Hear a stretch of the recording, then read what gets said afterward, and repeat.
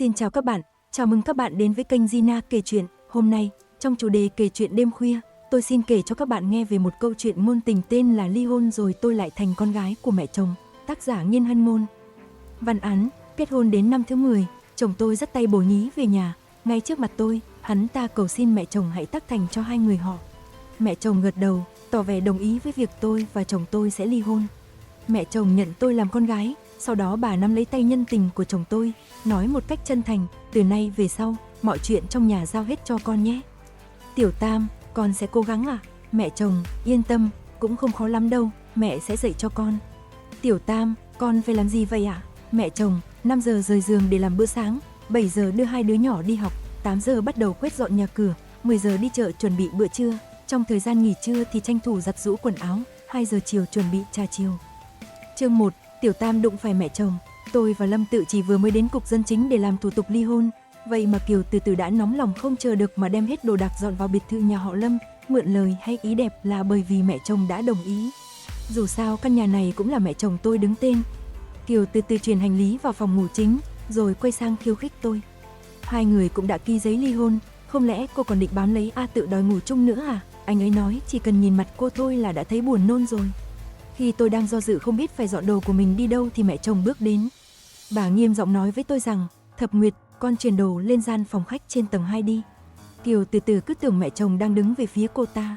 Nghe vậy thì vui mừng mà khoa tay múa chân, nhìn tôi với nụ cười đắc ý. Mẹ chồng là kiểu người vừa cứng rắn lại nghiêm khắc, thật sự thì tôi cũng khó đoán được bà đang có ý gì. Mẹ chồng quay sang Kiều từ từ còn đang đắc ý. Phòng ngủ chính ở tầng 1 với nhà bếp khá gần nhau, sau này mỗi ngày nhớ phải chuẩn bị bữa sáng chu đáo một chút. Rồi mẹ chồng lại căn dặn tôi, con bé vừa mới đến, vẫn còn nhiều thứ chưa rõ, con viết ra một danh sách các món ăn sáng đưa qua, để nó nhìn theo đó mà làm. Kiều từ từ nhìn bà ấy với ánh mắt không thể tin nổi, mẹ, con không biết nấu ăn, chẳng phải trước giờ việc nhà đều do Thập Nguyệt làm sao? Mẹ chồng lập tức đề ra quy tắc cho cô ta, Thập Nguyệt bây giờ là con gái của mẹ, đồng thời là em chồng của con. Từ nay về sau con phải tôn trọng nó, con bé còn phải dành thời gian chăm sóc con cái nữa. Nhưng có thể thuê người giúp việc mà. Kiều từ từ lẩm bẩm, bây giờ nhà giàu nào mà chẳng thuê giúp việc. Mẹ chồng nghiêm khắc cảnh cáo cô ta, trong cái nhà này, công việc nhà là do con dâu làm. Tôi không thích người ngoài nhúng tay vào chuyện gia đình, nếu cô không muốn làm thì cứ việc đi, tôi không cản. Con, vâng, thưa mẹ, Kiều từ từ đành phải bất đắc dĩ đáp ứng. Khi tôi đang chuyển quần áo và đồ dùng cá nhân vào phòng khách trên tầng 2 thì mẹ chồng bước đến.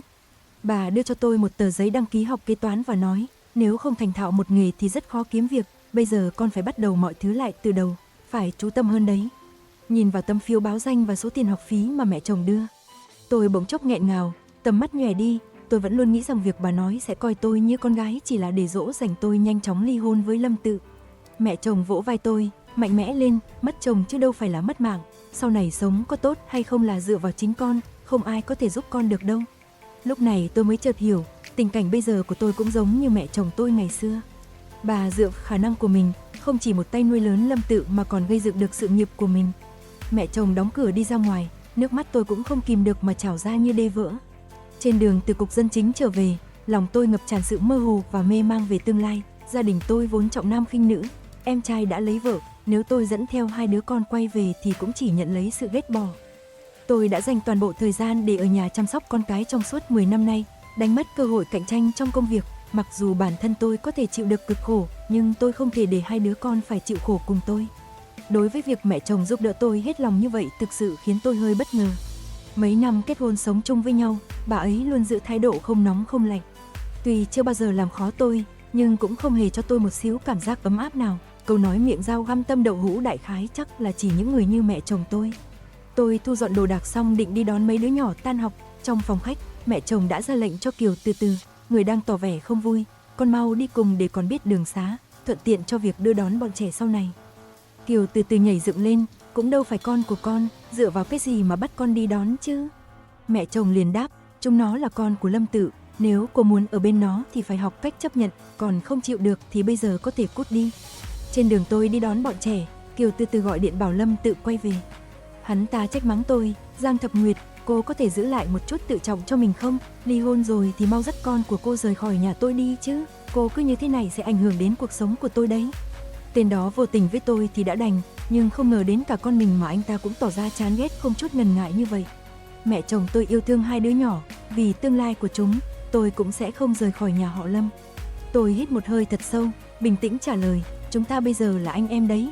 Anh đối xử với em gái mình như vậy sao? Chỉ cần tôi chưa tái hôn, tôi vẫn là con gái của mẹ. Đây là nhà của bà ấy, chỉ cần bà không muốn đuổi tôi thì chẳng ai có quyền đuổi tôi đi cả. Lời nói của tôi khiến cả Lâm Tự và Kiều Từ Từ câm nín không nói lên lời. Lâm Tự biết không thể thuyết phục tôi tự nguyện rời đi, nên chỉ có thể quay sang năn nỉ mẹ chồng.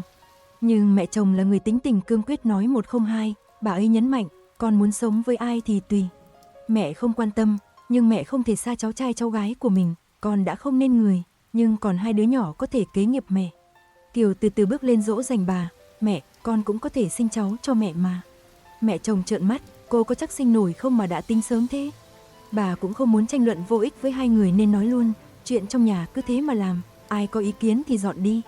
Mẹ không cản, cuối cùng Lâm Tự và Kiều Từ Từ không dọn đi mà chấp nhận nghe theo mệnh lệnh của mẹ chồng. Điều này làm tôi bắt đầu hoài nghi về thân phận của Kiều Từ Từ. Sự cam chịu của cô ta hoàn toàn không giống với phong thái của thiên kim nhà giàu vốn có. Một cô chiêu chân chính sẽ không chọn đi theo một cậu ấm không thể làm chỗ dựa, lại còn phải miễn cưỡng nhẫn nhịn ở nhà giặt giũ, nấu nướng. Dù cho nhà chồng có yêu cầu quá đáng như thế, Kiều Từ Từ rõ ràng cũng nên thuê người giúp việc để phụ giúp bản thân. Vậy nên, chỉ có một khả năng duy nhất, cô ta đang giả vờ làm tiểu thư lá ngọc cành vàng. Lâm Tự trước mắt đã không đủ khả năng tự mình gây dựng sự nghiệp. Mẹ chồng vốn dĩ còn định đào tạo anh ta thành người kế nghiệp để quản lý công ty. Nhưng năng lực của Lâm Tự chỉ ở mức trung bình, mặc dù từng hoàn thành một số dự án, nhưng xảy ra cũng không ít sai lầm. 2 năm trước, tên đó rời công ty gia đình vì tin vào lời xúi giục của người khác, làm công ty tổn thất hàng chục triệu, thậm chí còn lén lút bán mớ bất động sản trên danh nghĩa để gán nợ. Mẹ chồng vô cùng tức giận, lập tức giáng chức anh ta xuống là một nhân viên bình thường để rèn giũa dần dần. Cũng từ đó, tính tình của Lâm Tự đã thay đổi. Hắn bắt đầu thường xuyên đi cả đêm không về, những lúc tôi tìm cách trò chuyện quan tâm đến hắn, Lâm Tự sẽ giận dữ nặng lời với tôi. Hắn mắng tôi chỉ biết lo việc bếp núc, chẳng giúp đỡ được gì cho hắn cả. Sau đó, hắn ta gặp Kiều Từ Từ. Lâm Tự nói Kiều Từ Từ học tài chính, từng du học nước ngoài, kiến thức sâu rộng, là một trợ thủ đắc lực, lại còn thấu hiểu hắn. Tôi nghĩ lý do lớn nhất khiến họ không muốn chuyển ra ngoài là vì muốn duy trì mối quan hệ tốt đẹp với mẹ chồng. Nếu như họ rời đi, rất có khả năng tài sản của bà ấy sẽ thuộc về hai đứa nhỏ. Mà đám nhóc này đều do một tay tôi nuôi dưỡng, sau này đương nhiên chúng sẽ đứng về phía tôi rồi. Như vậy phần thừa kế đó chẳng phải cũng sẽ đi vào trong túi tôi sao? Chương 2, mẹ chồng ra tay, Tiểu Tam lộ mặt thật, cha nam nhận quả đắng. Trước bữa ăn, tôi theo thói quen định đứng dậy lấy bát đũa, nhưng lại bị mẹ chồng ngăn lại. Bọn trẻ đang ở độ tuổi cần được dạy quy củ, con nên tập trung vào chuyện đó, còn những việc khác tự nhiên sẽ có người lo. Tôi đành ngồi cạnh hai đứa nhỏ, giúp chúng buộc yếm đeo cổ. Món ăn mà Kiều Từ Từ bưng ra trông không tệ, bày biện cũng có vẻ chỉn chu, đẹp mắt. Trong các bữa ăn ở nhà, luôn là mẹ chồng động đũa trước. Bà nếm một miếng, liền nhíu mày, cô đi mua món ăn làm sẵn, về nhà chỉ hâm nóng lại rồi bày ra đĩa thôi đúng không? Kiều Từ Từ cúi đầu im lặng, mẹ chồng bắt đầu trách mắng, ngay cả nấu ăn mà còn làm qua loa lười biếng thế này, thì cô còn làm được việc gì hả? Lâm Tự vội vàng giải vây cho người mình yêu, mẹ à, tay của Từ Từ là để kiếm tiền, không phải để nấu ăn, mẹ như thế là đang bắt ép cô ấy quá đáng, những việc này vốn là do Giang Thập Nguyệt làm, cứ để cô ta làm tiếp đi. Nhân cơ hội này, Kiều Từ Từ liền hạ thấp tôi, mẹ à, con với Giang Thập Nguyệt không giống nhau, cô ta chỉ là con bé quê mùa không có tài cán gì, giặt giũ, nấu ăn, dọn dẹp là những việc ăn sâu vào máu cô ta từ nhỏ. Hay cứ để cô ấy làm việc nhà đi à? Thì ra Lâm Tự cũng nghĩ như vậy, lòng tôi càng thêm lạnh lẽo. Tên đó chắc hẳn đã quên rằng chúng tôi gặp nhau lúc còn học đại học, thành tích của tôi khi đó tốt hơn hắn rất nhiều. Vì muốn trở thành người vợ hiền, được mẹ chồng công nhận, tôi đã từ bỏ sự nghiệp, toàn tâm toàn ý làm hậu phương của hắn ta. 10 năm hy sinh coi như vứt cho chó ăn. Mẹ chồng quay sang hỏi Kiều Từ Từ, nghe nói cô học đại học ở Anh. Kiều Từ Từ gật đầu, vâng, thưa mẹ, khi đang học cấp 3, bố mẹ con đã đưa con ra nước ngoài. Khi đó, một mình con ở, cô ta chưa kịp nói hết câu, mẹ chồng đã ngắt lời, cô có thể cho tôi xem thử bằng tốt nghiệp của cô không? Tôi phát hiện sắc mặt Kiều Từ Từ thay đổi ngay lập tức, chẳng lẽ là đang chột dạ?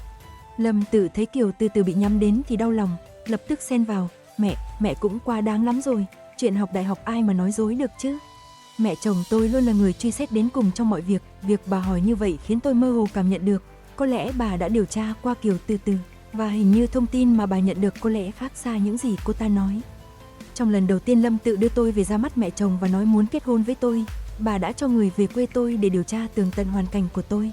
Cha mẹ tôi tuy trọng nam khinh nữ, nhưng may mắn họ chỉ là những nông dân bình thường, chưa từng làm việc gì quá đáng, nên tôi đã qua được cửa ải này. Không ngoài dự đoán, mẹ chồng lên tiếng, kết hôn không chỉ đơn giản là chuyện của hai người, mà còn là chuyện của hai gia đình, tình hình thực tế của vợ con mẹ phải biết chứ. Rồi bà tiếp tục, thời buổi bây giờ lòng người quá phức tạp, giấy tờ giả ở đâu cũng có thể làm được, thuê cặp đôi đóng giả ba mẹ diễn kịch cũng không phải là chuyện chưa từng xảy ra, mẹ đề phòng vậy cũng là quá đáng à, có những người thậm chí chưa từng bước chân ra khỏi đất nước. Chỉ chụp vài bức ảnh ở công viên thế giới là có thể lừa đảo nói rằng đã sống ở nước ngoài nhiều năm. Mẹ chồng đã là người lão luyện trên thương trường, giờ này luôn nói chuyện bằng thực lực và bằng chứng, tuyệt đối không dễ dàng tin vào lời nói một phía của người khác. Áp lực từ bà khiến Kiều từ từ toát mồ hôi hột, nhận thức được tình hình, cô ta đột nhiên quỳ xuống trước mặt mẹ chồng. Mẹ, con xin lỗi, con đã lừa dối A Tự, vì con quá thích anh ấy, để theo đuổi được anh ấy nên con mới nói dối, vì con sợ anh ấy coi thường con. Lâm Tự lộ vẻ mặt không thể tin nổi, từ từ, em chưa từng học ở nước ngoài sao? Kiều từ từ e dè gật đầu, em tốt nghiệp ngành tiếng Anh, năm đó, thành tích của em rất tốt, thầy cô còn nói nếu em có cơ hội ra nước ngoài, chắc chắn sẽ đạt được thành tựu lớn. Nhưng vì gia cảnh quá khó khăn, em đã bỏ lỡ cơ hội thay đổi cuộc đời mình. Cô ta vừa nói vừa khóc sướt mướt, tựa vào lòng Lâm Tự, anh đã nói dù em có như thế nào, anh vẫn yêu em mà. Không biết vì Lâm Tự yêu Kiều từ từ thật, hay chỉ không muốn mất mặt trước mặt tôi, anh ta dịu dàng vuốt lưng cô ta, không sao đâu, em đã rất cố gắng rồi, trong mắt anh, em luôn là người xuất sắc nhất. Lâm Tự nói tiếp, mẹ cũng không muốn con sống một đời vô vị tầm thường đúng không? Con và từ từ muốn trở lại công ty làm việc, con sẽ làm tổng giám đốc, con từ từ sẽ làm trợ lý của con, lần này, có cô ấy giúp, con chắc chắn sẽ làm tốt. Tôi cảm thán trong lòng, tên này bị ngu à, đến cả tính tình mẹ mình còn không hiểu sao. Mẹ chồng tôi luôn làm việc dựa trên nguyên tắc công tư phân minh, không bao giờ vì con trai mình mà dung túng, để mặc hắn ta phá hỏng sự nghiệp cả đời của bà. Mẹ chồng đặt đũa xuống, nhìn Lâm Tự và nói, con có thể quay lại công ty, nhưng phải bắt đầu từ những vị trí thấp nhất, còn về phần Kiều từ từ. Bà liếc sang cô ta một cái, việc nhà còn không làm nổi, cô có thể làm được gì chứ? Lâm Tự và Kiều từ từ chỉ còn cách tạm thời vâng lệnh. Tôi bắt đầu cuộc sống hàng ngày chỉ quanh quẩn giữa hai địa điểm là trường học kế toán và nhà. Tôi đã chuyển từ việc luôn nghĩ về hôm nay nấu món gì, quần áo nào cần giặt tay, quần áo nào có thể giặt máy sang các con số và ký hiệu, cùng với cách phân loại các hạng mục. Ánh mắt nghiêm khắc và hay soi xét của mẹ chồng cũng chuyển từ chỗ tôi sang người Kiều từ từ. Món này mặn quá, làm mất hết vị nguyên bản rồi, mẹ không yêu cầu con phải là đầu bếp tài ba, nhưng ít nhất con cũng phải chú tâm một chút chứ. Tiểu Kiều, con không biết cái áo này cần phải giặt tay à? Máy giặt thành ra thế này thì mẹ mặc thế nào? Trên cổ áo có nhãn ghi rõ ràng cả rồi, con không biết chữ sao? Nhà mình tuy không thiếu tiền, nhưng những gì có thể tiết kiệm được thì nên tiết kiệm. Đây không phải là keo kiệt, mà là đức tính mà mỗi người cần có. Áo len có xù lông thì dùng máy cắt lông làm sạch, mới mặc được 1-2 lần đã muốn ném đi. Con không có mệnh công chúa thì nên bỏ cái bệnh công chúa ấy đi. Con mua cho cháu trai mẹ cái gì đấy, chẳng phải mẹ đã dặn rồi sao? Quần áo của cháu trai cháu gái mẹ dùng hãng cố định, cứ theo đó mà mua thì chẳng sai được. Con toàn tiết kiệm ở chỗ không cần, mà chỗ không nên thì lại lãng phí thành một đống chuyện như vậy, con cố tình phải không? Mặt Kiều từ từ đỏ bừng như đít khỉ, muốn phản bác nhưng lại không tìm được lý do thích hợp. Lúc này tôi mới hiểu ra yêu cầu của mẹ chồng về chuyện nhà cửa cao như thế nào. Trước đây, có lẽ vì tôi yêu Lâm Tự nên mới luôn cố gắng làm mọi việc tốt nhất có thể để hắn ta yên tâm. Nhờ vậy mới không bị bắt bẻ như thế này. Chưa được mấy ngày, Lâm Tự cũng bắt đầu phàn nàn về Kiều từ từ. Từ từ, sao áo sơ mi của anh chưa ủi nữa, hôm nay anh cần mặc nó mà. Từ từ, dao cạo râu em mua giúp anh không phải nhãn hiệu đó, rất khó dùng. Từ từ, em có thể tiết kiệm một chút không? Giờ hai ta chỉ còn trông chờ vào lương của anh, em lo làm việc nhà, có cần phải làm móng đắt tiền như vậy không? Trước đây khi Giang Thập Nguyệt đảm việc nhà, chưa từng để anh phải lo lắng gì cả. Tôi cười lạnh trong lòng, tên đó hiểu rõ giá trị mà tôi mang lại cho cái gia đình này, nhưng lại không chịu thừa nhận mà còn mượn cớ đó để hạ thấp tôi. May là bây giờ hắn không còn cơ hội để đánh giá về những công sức mà tôi bỏ ra nữa rồi. Sự đả kích công khai từ mẹ chồng và những so sánh vô tình của Lâm Tự khiến Kiều từ từ căm thù tôi đến tận xương tủy. Cô ta nắm lấy cơ hội duy nhất để hơn tôi, đó là khoe khoang tình cảm với Lâm Tự. Cả tôi và Lâm Tự đều làm việc tại công ty của mẹ chồng, nên sáng nào cũng gần như là cùng nhau ra khỏi nhà. Kiều từ từ sẽ đòi Lâm Tự hôn mình ngay trước mặt tôi, mỗi ngày anh phải hôn em ít nhất 2 lần đấy, một lần lúc ra ngoài và một lần lúc trở về. Cô ta còn cầm đồ lót mới mua, cố ý lắc lư trước mặt tôi. Trời ạ, tôi còn chưa nói số đo của mình cho anh ấy vậy mà anh ấy có thể mua vừa người đến vậy. Đặc biệt là sau khi tôi và Lâm Tự chính thức lấy giấy ly hôn, cô ta tự cho mình là nữ chủ nhân của ngôi nhà, luôn cố ý hoặc vô tình treo trên miệng cụm từ nhà họ Lâm chúng ta. Hai đứa trẻ rất thông minh, dù tôi chưa từng nói điều gì trước mặt chúng, nhưng bọn nhỏ vẫn nhận ra rằng tôi và Lâm Tự đã tách ra rồi. Tôi chỉ nói với chúng, tuy rằng ba mẹ đã chia tay, nhưng ba mẹ vẫn sẽ yêu các con như xưa, và cả bà nội cũng vậy. Kiều từ từ lại cố tình nhấn mạnh không biết xấu hổ, sau này cô chính là mẹ mới của hai đứa, các con không được gọi cô là cô nữa mà phải gọi là mẹ. Trước mặt tôi, cô ta đặc biệt nhắc lại chữ mẹ. Cô ta chắc chắn đang thăm dò giới hạn của tôi, nếu tôi còn thờ ơ không phản ứng. Người ta có lẽ sẽ trèo lên đầu lên cổ tôi mà nhảy disco luôn cho mà xem. Tôi nhẹ nhàng nói với bọn trẻ, sau này các con cứ gọi cô ấy là cô là được rồi. Tôi giải thích cho chúng, cô ấy là cái loại vợ bé phá hoại gia đình người khác đáng xấu hổ. Mẹ hy vọng các con hiểu rằng, bất kỳ lúc nào cũng không nên phá hoại tình cảm của người khác. Con người phải tự trọng và tự yêu lấy bản thân mình thì mới được người khác tôn trọng. Kiều từ từ tức giận đến mức tái mét cả mặt mày. Cô ta không ngần ngại mô tả cảnh tượng Lâm Tự sẽ tổ chức đám cưới hoành tráng cho cô ta trước mặt tôi và các con. Tôi cười lạnh, theo như tôi biết, anh ta còn đang nợ nần một đống, mua được cho cô một chiếc nhẫn cưới đã là tốt lắm rồi. Còn nói gì đến của hồi môn, đám cưới rước dâu kiểu Trung Hoa, cô đang nằm mơ à? Khi tôi kết hôn, mẹ chồng có cho của hồi môn, không nhiều lắm, chỉ có 10 vạn, so với tài lực của nhà họ Lâm thì chẳng đáng là bao. Hôn lễ là tôi và Lâm Tự tự lo chi phí tổ chức, khi đó Lâm Tự còn khá tiết kiệm, thậm chí còn cùng tôi đi làm thêm. Đám cưới tuy đơn giản nhưng là kết quả từ sự cố gắng cặp đôi non trẻ. Chỉ là trong chớp mắt, những điều tốt đẹp năm nào đã bị cuộc sống cơm áo gạo tiền bào mòn. Giờ đây, dù cho Kiều Từ Từ và Lâm Tự có yêu nhau thế nào thì cũng phải đối mặt với những vấn đề vụn vặt lông gà vỏ tỏi trong cuộc sống thôi. Có lẽ là bị tôi kích thích nên muốn trả đũa tôi một vố thật đau trong bữa cơm. Kiều Từ Từ hối thúc mẹ chồng và Lâm Tự tổ chức đám cưới cho cô ta. Cô ta nở nụ cười rạng rỡ với Lâm Tự, ba mẹ em nói nên định một ngày nào đó để hai nhà bàn bạc về chuyện cưới xin. Mẹ chồng làm như không nghe thấy, chỉ chăm chú ăn cơm. Lâm Tự bình thản nói, để hôm nào tụi mình đi đăng ký kết hôn. Như vậy sao được, lần đầu em kết hôn, sơ sài quá, mẹ em sẽ không chấp nhận.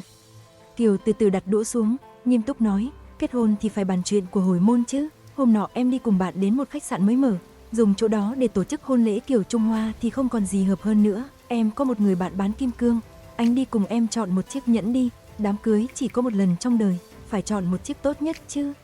Cô ta càng nói vui vẻ, sắc mặt Lâm Tự càng khó coi. Đợi cô ta mộng mơ xong, hắn ta mới nhỏ giọng nhắc nhở, bây giờ anh không có tiền. Kiều Từ Từ quay sang nhìn mẹ chồng, mẹ, con đang giúp nhà họ Lâm nở mày nở mặt đấy ạ. Mọi người mà thấy mẹ đối xử tốt với con dâu thế này nhất định sẽ khen mẹ là một bà mẹ chồng tuyệt vời. Mẹ chồng từ tốn phản bác, nếu mọi người biết tôi cho phép một kẻ thứ ba bước vào nhà, e rằng nước bọt của họ cũng đủ dìm chết tôi. Câu nói này như một cái tát hung hăng giáng thẳng vào mặt Kiều Từ Từ. Tôi thấy khóe mắt cô ta bắt đầu rưng rưng. Mẹ chồng tỏ rõ thái độ, tự kết hôn, tôi chỉ đưa của hồi môn một lần. Điều mà tôi hy vọng với nó chính là, một khi đưa ra quyết định thì phải giữ đúng với ước nguyện ban đầu. Tôi không ngăn được nó thay lòng đổi dạ. Bà quay sang nhìn Lâm Tự, không thể cứ mỗi lần con thay lòng, mẹ lại phải chi trả cho con. Hôn lễ đầu tiên của con, mẹ đã trả rồi, từ giờ trở đi, những lựa chọn của con đều do con tự chịu trách nhiệm. Mẹ chồng tôi nghiêm túc tuyên bố, bây giờ Thập Nguyệt vẫn còn đang ở nhà, là hai đứa có lỗi với nó, làm sao có mặt mũi mà đòi vượt mặt nó cơ chứ. Giấc mơ làm dâu hào môn của Kiều Từ Từ trong phút chốc vỡ tan tành. Sau khi đến lớp học kế toán, tôi lấy sách ra và phát hiện trong túi có thêm một tệp tài liệu. Vì tò mò, tôi mở ra xem thì chợt nhận ra đây là hợp đồng công ty của mẹ chồng. Tôi nhớ mang máng là hôm qua lúc về nhà, bà ấy đã để nó trên cái tủ thấp bên cạnh bàn ăn. Tôi có một dự cảm không lành, đây có lẽ là Kiều Từ Từ đang vu oan cho tôi. Ngày hôm qua, mẹ chồng còn vui vẻ nói rằng sáng nay sẽ bàn giao hợp đồng. Một khi ký kết thành công thì có thể kiếm được mấy trăm vạn. Kiều Từ Từ chắc cũng đã hiểu được đôi chút tính cách của mẹ chồng. Con người bà ghét nhất là những ai gây rối trong công việc của mình. Nếu là nhân viên trong công ty thì sẽ đuổi ngay lập tức. Cô ta rõ ràng là muốn bà nhanh chóng đuổi tôi ra khỏi nhà. Khi còn đang suy nghĩ cách giải thích với mẹ chồng, tôi bỗng nhận được cuộc gọi của Kiều Từ Từ. Có phải cô đã lấy trộm hợp đồng của mẹ không? Hợp đồng của bà đúng là đang ở chỗ tôi cũng vừa mới phát hiện ra. Giọng của Kiều Từ Từ lập tức trở nên phấn khích, mau chóng đem trả lại cho mẹ đi. Tôi xin phép giáo viên nghỉ một bữa, cầm theo túi văn kiện trở về nhà. Vừa mới bước vào cửa, tôi đã thấy mẹ chồng đang nghiêm mặt ngồi trên ghế sofa. Kiều Từ Từ đứng đó, vẻ mặt ung dung, nhìn tôi với ánh mắt như nói rằng cô chết chắc rồi. Tôi đưa hợp đồng cho bà. Mẹ, con xin lỗi, con không biết vì sao bản hợp đồng này lại xuất hiện trong cặp của con cũng chỉ vừa mới phát hiện ra trong lúc lấy sách ra. Kiều từ từ lập tức thêm mắm dặm muối. Mẹ, đây là tài liệu kinh doanh vô cùng quan trọng. Cô ta chắc chắn muốn bán nó đi, rõ ràng là vì hiện tại cô ta rất là thiếu tiền mà. Tôi nhìn Kiều từ từ, cô có vẻ kích động nhỉ, không lẽ cô mới là người đã đặt hợp đồng này vào túi tôi? Kiều từ từ lập tức nhảy dựng lên, cô đừng có mà nói bậy, cái gì cũng phải có bằng chứng đàng hoàng. Đủ rồi, mẹ chồng cầm hợp đồng đứng dậy, bỏ đi mà không nói thêm lời nào. Tôi cứ tưởng chuyện này sẽ trôi qua êm đẹp, nhưng chẳng bao lâu, công ty mà mẹ định ký hợp đồng đã từ chối hợp tác. Nói rằng có công ty khác báo giá thấp hơn một chút. Giá niêm yết của hợp đồng đã bị tiết lộ, mẹ chồng kiên quyết điều tra đến cùng, và cuối cùng, nghi ngờ rơi xuống hình ảnh tôi cầm bản hợp đồng. Mẹ chồng gọi Lâm Tử, tôi và Kiều từ từ lại, nghiêm nghị hỏi, ai là người tiết lộ ra ngoài, hãy tự thừa nhận đi, còn nếu chờ đến khi tôi điều tra ra được, thì đừng trách tôi giao thẳng cho cảnh sát. Kiều từ từ lập tức chỉ vào tôi, người duy nhất mang hợp đồng ra ngoài là Giang Thập Nguyệt, chắc chắn là cô ta. Lâm Tử vội tiếp lời, cô ta đang nghèo rách, chắc chắn đang tìm mọi cách để kiếm chút tiền rồi, mẹ, mau báo cảnh sát bắt cô ta đi. Tôi điềm tĩnh nói, buôn bán thông tin kinh doanh không nhất thiết phải mang tài liệu ra ngoài, cũng có thể dùng cách chụp ảnh, báo cảnh sát đi. Cảnh sát nhất định sẽ làm rõ thật này. Mẹ chồng liếc nhìn cả ba người chúng tôi và nói, không ai chịu nhận đúng không? Vậy tôi đành phải đưa ra chứng cứ thôi. Kiều từ từ tự tin nói, mẹ, mình để cảnh sát đến điều tra đi. Không cần, tôi có lắp camera trong nhà. Mẹ chồng lấy điện thoại ra, xem xong sẽ biết ai là làm thôi. Vừa nghe dứt câu, chân Kiều từ từ lập tức nhũn ra. Cô ta phải vịn chặt vào lưng ghế bên cạnh để không ngã khuỵu xuống sàn. Mẹ chồng mở đoạn video lên, trên màn hình điện thoại là bóng dáng Kiều từ từ đang lén lút nhìn ngó xung quanh. Sau khi thấy không có ai liền nhanh chóng lấy tập tài liệu trên bàn, chụp từng trang một rồi nhét vào trong túi của tôi. Kiều từ từ đỏ mặt, quay sang hỏi Lâm Tự, anh không phải đã nói rằng nhà anh không bao giờ lắp camera sao? Trước đây thì đúng là như vậy, vì mẹ chồng luôn nghĩ rằng nhà là nơi riêng tư nhất, không cần phải giám sát.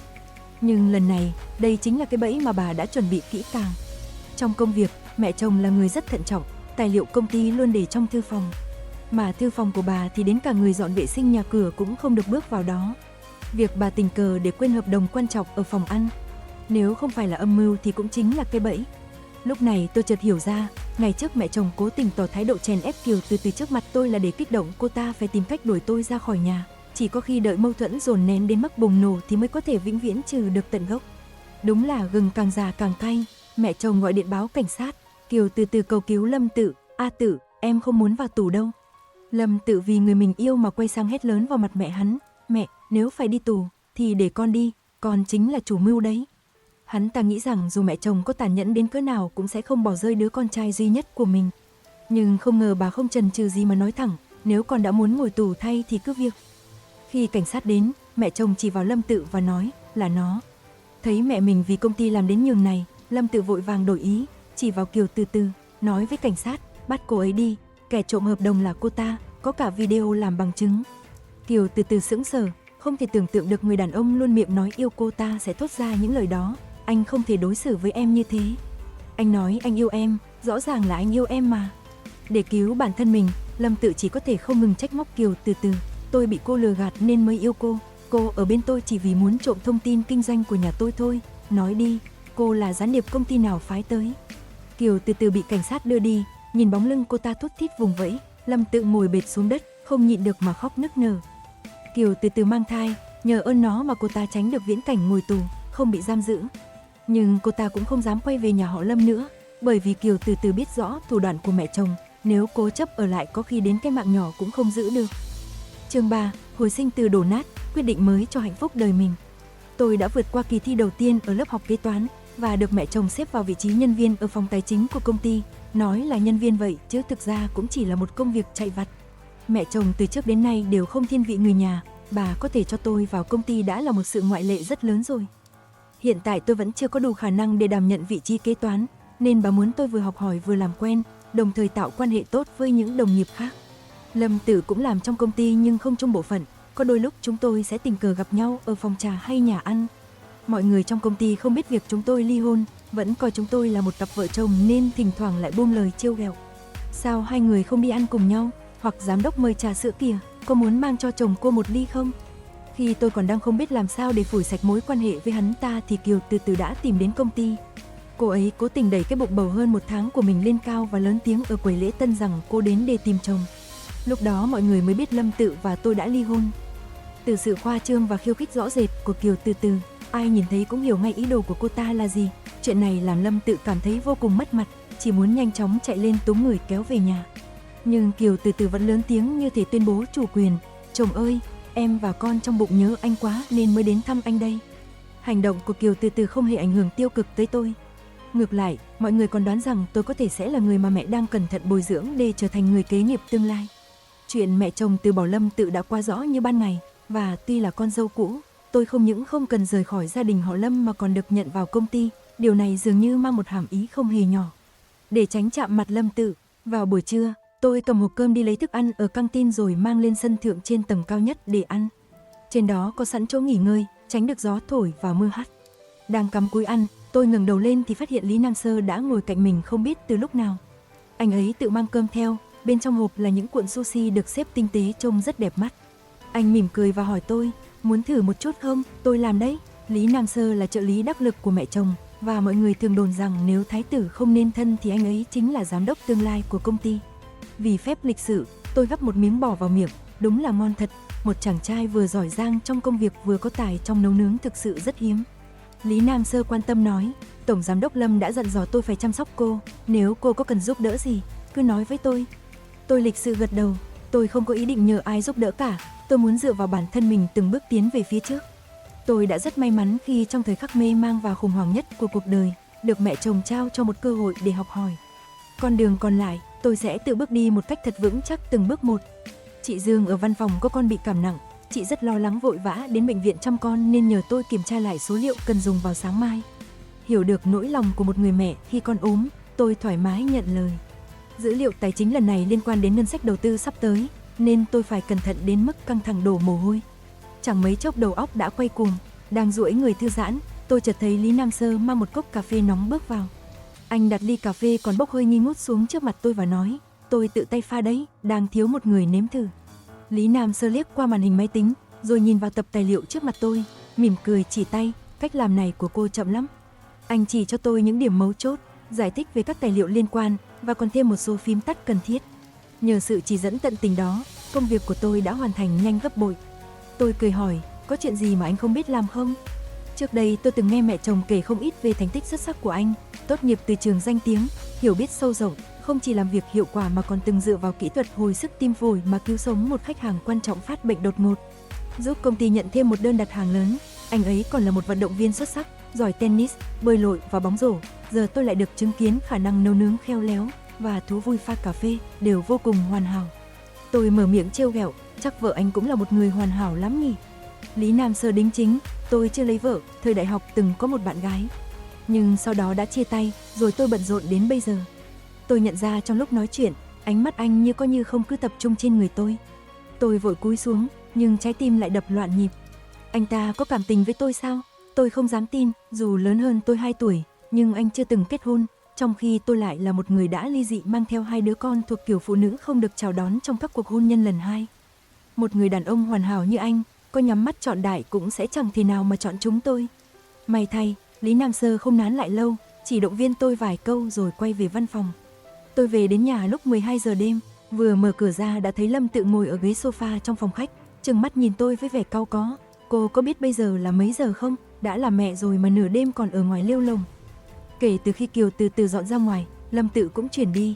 Hôm nay hắn lại có ở nhà, xem ra là do cãi nhau với cô ta, muốn tìm chỗ để cho tai mình yên tĩnh đây mà. Tôi tức giận đáp trả, dù sao cũng tốt hơn một số người, đã làm bố mà công việc thì kém cỏi, trong hôn nhân thì ngoại tình, đã vậy còn không biết tự nhìn lại bản thân mình. Tôi trước đây chưa từng nói năng nặng lời với hắn nên Lâm Tự nhất thời không quen. Đứng bật dậy giống lên, Giang Thập Nguyệt, cô muốn chống đối à? Tôi về nhà lúc mấy giờ, làm gì, ở đâu, thì liên quan gì đến anh, dù tôi có ra ngoài tìm đàn ông thì cũng là chuyện bình thường. Lâm Tự giận đến muốn hộc máu, mẹ giữ cô lại để cô tiếp tục làm con dâu nhà họ Lâm, nếu không đã sớm cho cô cút đi rồi. Tôi dừng bước trên cầu thang, nhìn xuống hắn, tôi nghĩ mẹ không mặt dày vô liêm sỉ như anh đâu. Những ngày sau đó, tôi thường xuyên nhận được sự quan tâm từ Lý Nam Sơ. Tôi không biết liệu sự chiếu cố ân cần này là do mẹ chồng yêu cầu hay xuất phát từ tận đáy lòng của anh ấy. Anh ấy sẽ nhắn tin cho tôi, bảo rằng món cà tím xào thịt bằm hôm nay ở căng tin không ngon, cà tím trộn ở bên kia đường lại rất đáng để thử. Để tránh lời ra tiếng vào từ đồng nghiệp, anh gọi món rồi nhờ người giao hàng mang tới cho tôi. Khi tôi xuống cửa hàng phía dưới công ty để điều tra tình hình tài chính, anh ấy sẽ nhắn tin cho tôi, nói cho tôi biết tính cách của từng quản lý cửa hàng và cách nào để dễ dàng giao tiếp với họ hơn. Vào giờ cao điểm sau khi tan làm, khi tàu điện ngầm đông người, Lý Nam Sơ sẽ đỗ xe ở một góc trong con hẻm gần công ty để đợi tôi và đưa tôi về tận nhà. Tôi cảm nhận được sự ấm áp nhẹ nhàng len lỏi trong tim. Và một chút rung động bất ngờ, tôi chợt nhận ra rằng, từ khi kết hôn, chưa một lần nào Lâm Tự làm được những điều quan tâm nhỏ nhặt như vậy cho tôi cả. Tôi từng nói muốn ăn tôm càng, hắn ta hứa sẽ mua về sau giờ làm. Nhưng cuối cùng, hắn không chỉ về tay không mà miệng còn không ngừng càu nhàu, mấy thứ đó bẩn như vậy, có gì ngon đâu. Có lần tôi đi lấy bộ vest đặt may của hắn, tìm mãi không thấy cửa tiệm ở đâu. Khi gọi điện hỏi Lâm Tự thì nhận được một chàng gắt gỏng thiếu kiên nhẫn, mỗi chuyện nhỏ như thế cũng không lo được, cô còn làm được cái gì chứ? Khi đứa lớn bị bệnh, tôi đưa con đi bệnh viện và nhờ hắn ta đến đón. Hắn từ chối một cách thẳng thừng, tự gọi taxi về đi, tôi không phải tài xế của cô đâu. Tôi kể cho cô bạn thân nghe về Lý Nam Sơ, và cô nàng phấn khích như đang xem một câu chuyện ngôn tình màu hường giữa một tổng tài bá đạo và một người phụ nữ đã qua một lần đò không hạnh phúc. Cô ấy tràn ngập mong chờ, cậu nhất định phải ở bên anh ấy, sau đó hung hăng vả vào mặt Lâm Tự. Tuy nhiên, tôi còn chưa làm gì để trả đũa Lâm Tự thì Kiều Từ Từ và gia đình cô ta đã kéo đến công ty, gây ra một trận bẽ mặt cho hắn ta. Bụng Kiều Từ Từ đã được 4 tháng, nhưng vẫn chưa có một đám cưới hoành tráng như mong muốn. Cả gia đình cô ta kéo đến trước cửa công ty gây rối, muốn ép mẹ chồng chi tiền để đón Kiều Từ Từ vào cửa một cách long trọng. Một số đồng nghiệp chạy ra cửa chính để hóng chuyện, Lâm Tự chạy tới, kéo tay Kiều Từ Từ, không phải đã nói sẽ đi đăng ký kết hôn rồi sao? Em còn đến đây náo loạn cái gì? Mẹ của Kiều Từ Từ chỉ vào Lâm Tự, mắng lớn, không muốn bỏ một xu mà đòi lấy vợ, mơ đẹp nhỉ, con gái tôi là người có ăn có học đàng hoàng, đây còn là lần đầu nó kết hôn, nếu không đưa đủ 88 vạn tệ tiền sinh lễ, anh không xong với tôi đâu. Dứt câu, bà ta ngồi bệt xuống đất, khóc lóc om sòm, con gái xinh đẹp của tôi bị nhà họ Lâm lừa gạt. Mọi người phải giúp tôi đòi lại công bằng, bà ấy còn chỉ đạo cho chồng mình, ông mau lấy điện thoại ra quay lại, tôi muốn cho phơi bày cho mọi người biết, để xem cái nhà này còn dám ỷ thế hiếp người đến thế nào. Mẹ chồng tôi không ra mặt giải quyết, trực tiếp báo cảnh sát.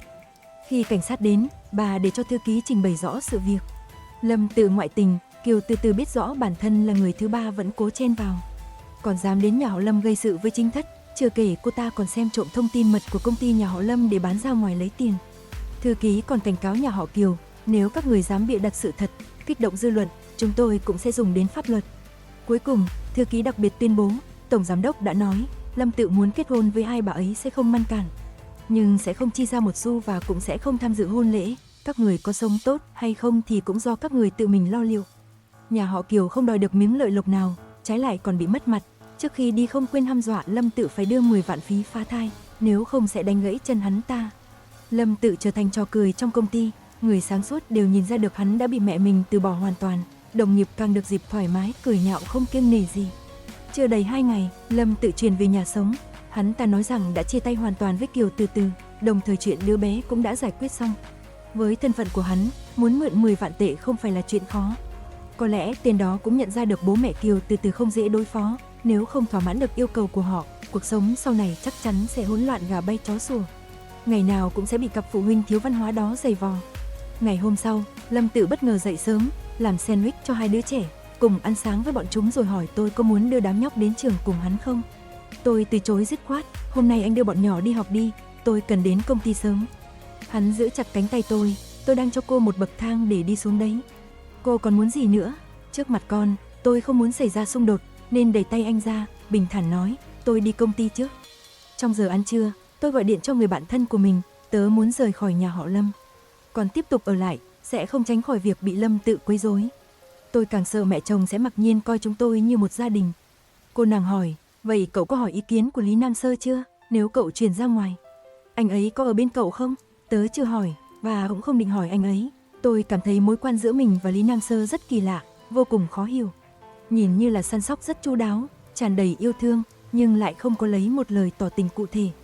Tôi cho rằng nếu thật lòng thích một người, ít nhất cũng phải thổ lộ một cách nghiêm túc, chứ không nên mập mờ ám muội như thế này. Bạn tôi nói, vậy thì cậu chủ động lên đi, người xưa nói rất hay, nữ truy nam cách tầng xa.